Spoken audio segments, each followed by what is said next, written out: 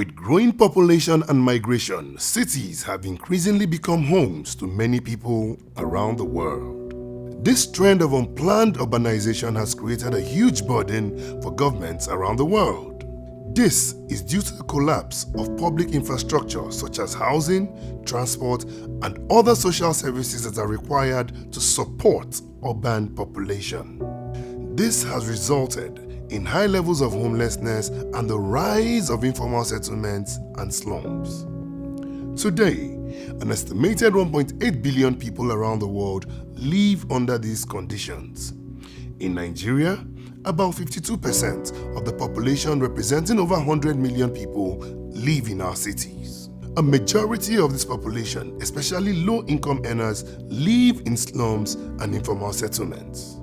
These slums suffer from the lack of social amenities such as water, sanitation, and hygiene services, environmental pollution, as well as the high risk of spread of diseases due to overcrowding. Almost always people on low income were disproportionately affected by the COVID-19 pandemic. We also know that a lot of them suffered significant economic disadvantages. A number of them lost their homes and lost their jobs. So there was a disproportion in terms of the impact of the pandemic, depending on what part of the city you lived and how much you earned. The COVID-19 pandemic highlights these issues, with cities and most informal settlements being the hotspots. The structural deficiencies of these settlements prevents their dwellers from complying with the preventative measures such as lockdowns, social distancing, and hand washing. This further underscores the role that adequate housing and urbanization play in the society. COVID-19 has impacted the informal sector the more, mostly on those that are on daily pay. And like the government, like other governments around the world, have come up with a stimulus package to sustain jobs in the informal sector. And the housing sector has been identified as a critical sector to generate activities that will sustain the informal sector. Currently, as we speak, the government has commenced processes to begin the construction of 300,000 houses across Nigeria. And if that is concluded, I see that as contributing towards addressing the housing deficit. Besides providing a roof over the head, housing has a role in the development of human life, and the provision of adequate housing must be treated as a fundamental right. Although several government policies, programs, and interventions have been targeted at providing housing, especially for the low-income earners in the country, there is still a huge gap to address.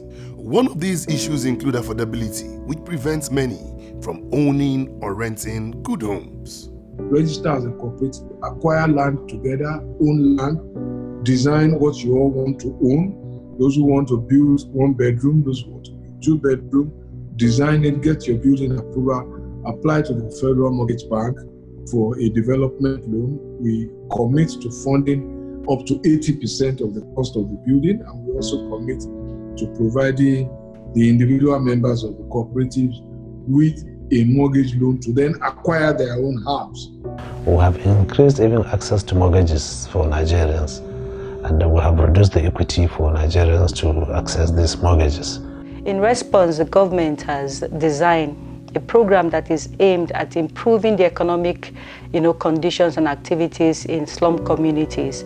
And the program is essentially designed to regenerate, redevelop slum communities, and it would involve rebuilding anew, revitalizing rundown spaces to be able to create a vibrant space that is conducive for habitation and businesses. The government realizes it cannot solve this challenge alone. It has begun innovative partnerships with the private sector in the areas of design in order to build sustainable homes within weeks, with financing to allow their owners to pay over many years. We expect to see more automation and more technology in the way we build, because once we can standardize these designs that we have, and we are sure that people like them and can afford them, then it's easy to then build in a few weeks what it takes us to a whole year to do. Some of the laws that are already enforced, like the Land Use Act, needs to be reformed to make easy access for land by developers. As Nigeria continues to take steps forward towards addressing the issues of housing and urban development for its citizens,